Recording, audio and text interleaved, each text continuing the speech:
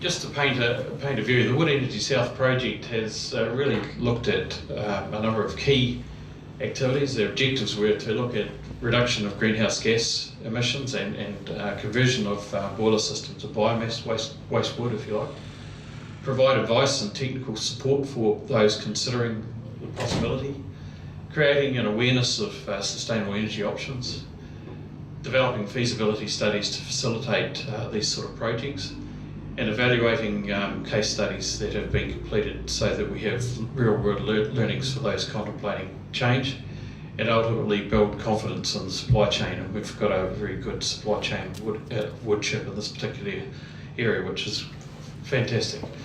The sort of work that has been, this just doesn't happen. There's a lot of work behind this particular project. So it started with an energy strategy back in 2003 originally, and then updated in 2005 and more recently 2012. And these identified a number of very significant opportunities in the south, including biomass. We then undertook energy efficiency work in the dairy industry, Wood Energy Forum in 2010. In 2011 we did a wood energy demand assessment which identified growing availability of biomass over time. Then a waste to energy report which identified a number of new opportunities for converting waste and gas to energy in the south. A number of those initiatives have been implemented, which is great.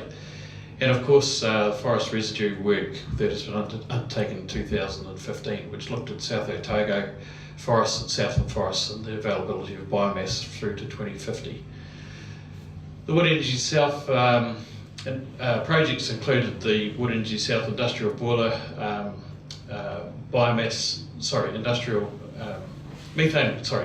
Wood Energy South industrial boilers. There's about 15 in the process in Southland being completed. Methane recovery in dairy industry is another area that we're looking at. Invercargill have also implemented a number of initiatives around biomass and methane recovery, electric vehicles and renewable energy in places like Stewart Island. So the big picture is that how do we reduce emissions? And what we're saying is there's a suite of options to achieve those kind of reductions. Just looking at the wood predicted energy volumes, and I need to point out that these volumes here are waste wood, and they don't include mixed biomass, which would add significantly to the quantum, and Lloyd will talk a little bit about that later on. But I guess from our point of view, we've tried, this is part of creating confidence in the supply chain, and that's really what that work's all about.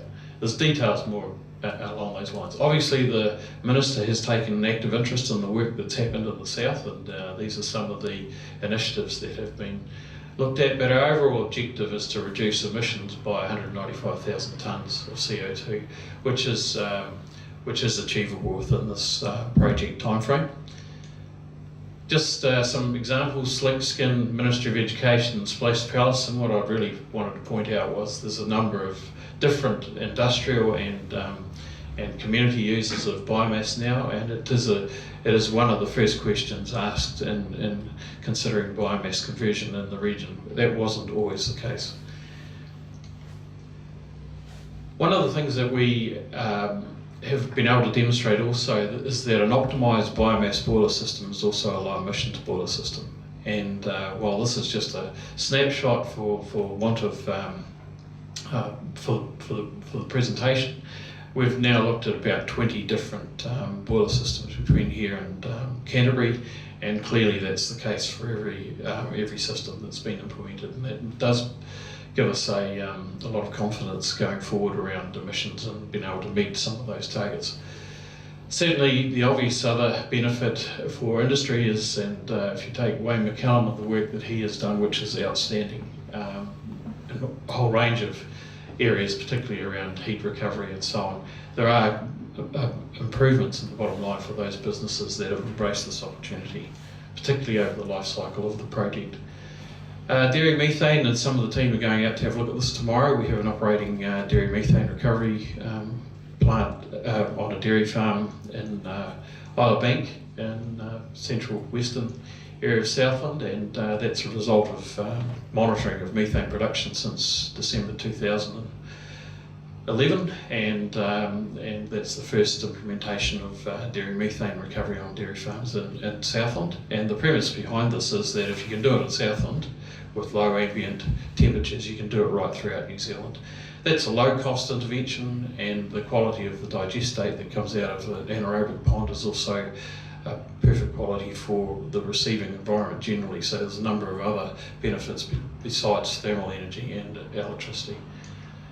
That's a very broad schematic of the system, but essentially what it does is it looks at producing methane from the pond, putting it through a very simple scrubbing system, and then putting it into an aspirated generator that then generates electricity for use in and around the farm, and the heat produced from the engine cooling and also the manifold provides all the process heat for the dairy activities and CIP processes. So that's really it. Again, just throw TY in here. It's obviously a contentious issue for some, but essentially TY produces aluminium at around about at 1.9 tonnes per 1.9 tonnes of CO2 per tonne of aluminium. Now, the very best smelters in the world currently produce aluminium at between 15 and 17.5 tonnes of carbon per tonne of aluminium produced. So we need TY high purity aluminium from TY. The globe needs that. It's the only high purity aluminium smelter in the world that produces aluminium from a renewable energy source, and this is a vital input into efficient transport systems. So Airbus systems, Tesla, and all modern EVs require light metals, and they require high purity light metals, particularly in electronics and other related activities. So this, in a global sense, is very important to the globe, this smelter, but in a local sense, it's very important to our local economy as well. It does have a context. We at Venture Southland have been running EVs for quite some time now. I think this is moving into our 4th year, and we've determined there are significant benefits from EV use, and we've found also that in small business and certainly in our business, somewhere between 55% and 72% of all transport trips are within the range of an EV. And this is significantly driving down our operating costs. Our costs for 10,000 kilometres, as you can see there, at $362. So for a small EV, such as the EVs that we operate, this is a very valuable contribution to our reducing our operating costs and lowering emissions across the board. There's a whole lot of statistics on this, won't bore you with that, but again, the work we've been doing on Stewart Island is looking at converting diesel generation to renewable energy, and that's another way in which we can reduce emissions and play into the environmentally friendly tourism market.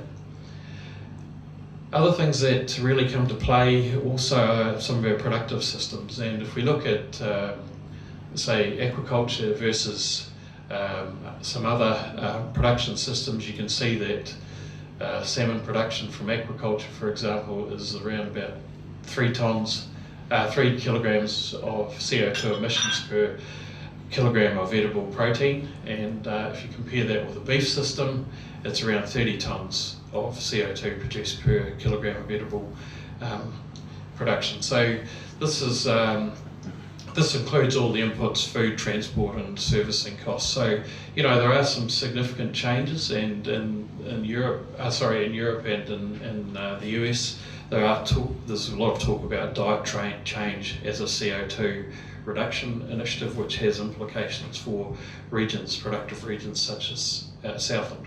We have 96,400 people in the province, and we process and produce 15% of all New Zealand's tradable exports. So these kind of global mega trends have a huge impact on us, but we recognise that there are some low emitting production opportunities. Empowering policy, this is always the issue. We would love to see government, state sector agencies take a lead, and as I mentioned, Gavin and the Ministry of Education, we have been really impressed with the work that they're doing and around biomass boiler systems. And that leadership, if that was adopted by the state sector across the board, it would make a tremendous contribution to lowering general emissions and utilisation of waste material in an energy system, which is outstanding. We believe that there needs to be regional emission reduction targets, not just national targets, but sheet home some regional targets. That way it's more locally people are more accountable and they can see a difference. Resource efficient business is significant. What we've found through our dairy lean program, for example, is the typical dairy farm is reducing their energy use by 35%. They're reducing the amount of pumping and other inputs into their operational systems simply because they're looking at the marginal costs. And we have farms that are drawing half the amount of water they drew 2 years ago, for example. And that's about behavioural change and providing information around that. This all helps reduce greenhouse gases. Enabling aquaculture is certainly a method of reducing productive protein production emissions, and that's possibly significant. What I would say is the current transmission pricing methodology and also the proposed transmission pricing methodology is adversely impacting on the investment in renewable energies, particularly in the South Island. We need to be aware of this. Submissions close on Tuesday of next week. The current policy basically locks in, if you like, fossil fuel and seems to be out of step with current government policy and certainly out of step with the Paris Accord. We need to recognise that some of the policy around this is not aligned with the overall objectives of the government at present. And I guess what really the summation here, and I'll wrap it up now, is that wood energy and biomass use and all of these other types of mitigations are only part of a suite. But there's no magic bullet around how we might meet some of the Paris Accord targets as a country. But as we can at a local level improve the bottom line for business by looking at some of these kind of initiatives, and I mean at a local level, I mean at a regional level, not just Southland. And of course, one of the things that we're looking at of this project is to try and disseminate this widely, and also the reason why we have an event like this today is to bring together the best brains to share their views and ideas, because it's a good way of disseminating and evangelising some of these opportunities.